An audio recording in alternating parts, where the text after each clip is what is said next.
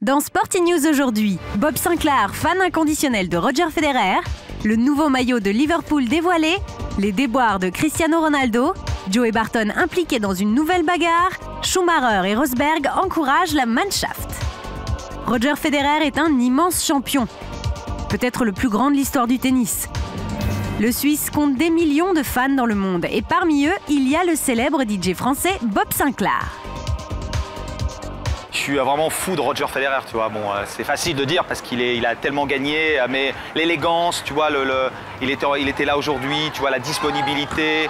Et surtout, il a une vibration très positive. J'ai fait je lui ai fait une petite surprise. J'ai fait son anniversaire l'année dernière, c'est 30 ans à Zurich, a entouré toute sa famille, tous ses amis, et tu ressens l'énergie qui est autour de lui qui n'est que positive. Voilà, c'est quelqu'un qui dégage que ça. Pour faire plaisir à Roger Federer et aux 80 invités de la fête, Bob Sinclair a passé de la musique allant du disco à AC/DC. Le DJ pourra se vanter d'avoir fait danser son idole, Roger Federer. Liverpool vient de dévoiler son nouveau maillot pour la saison prochaine. Les Reds ne porteront plus une tenue Adidas, mais Warrior, une filiale de la marque New Balance, encore inconnue en Europe, mais très implantée aux États-Unis.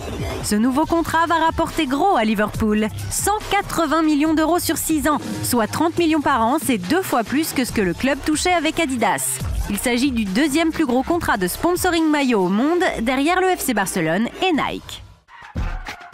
Rien ne va plus pour Cristiano Ronaldo. Si le Portugais devient champion d'Europe, personne ne se souviendra des jours qui ont précédé le début de l'Euro.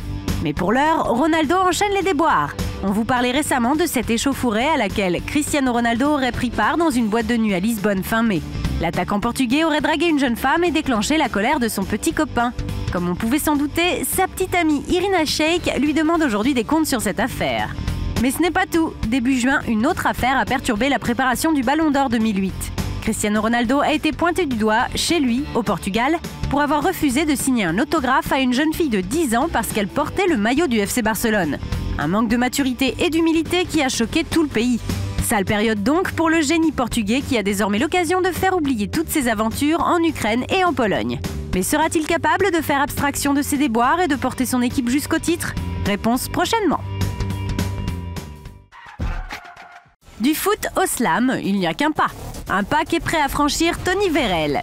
L'ancien attaquant international français se trouve actuellement en liberté provisoire suite à une mise en examen pour tentative d'assassinat en octobre dernier.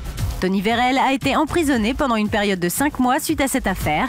Durant son séjour derrière les barreaux, un codétenu lui a transmis sa passion pour le slam. Les deux hommes ont déjà écrit 4 textes et un CD de titres est en préparation.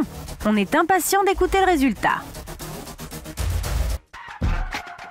Joey Barton encore impliqué dans une bagarre. Le joueur anglais et 3 autres hommes d'une vingtaine d'années ont été arrêtés par la police anglaise pour leur rôle dans une bagarre à la sortie d'une boîte de nuit de Liverpool lundi 4 juin au matin. Barton a été relâché par les forces de l'ordre après avoir été questionné sur l'incident.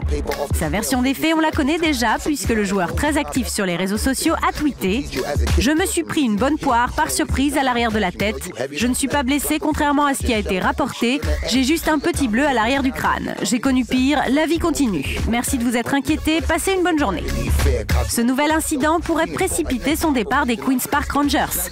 Ses dirigeants ne semblent pas avoir digéré l'attitude du joueur lors de la dernière journée de championnat face à Manchester City.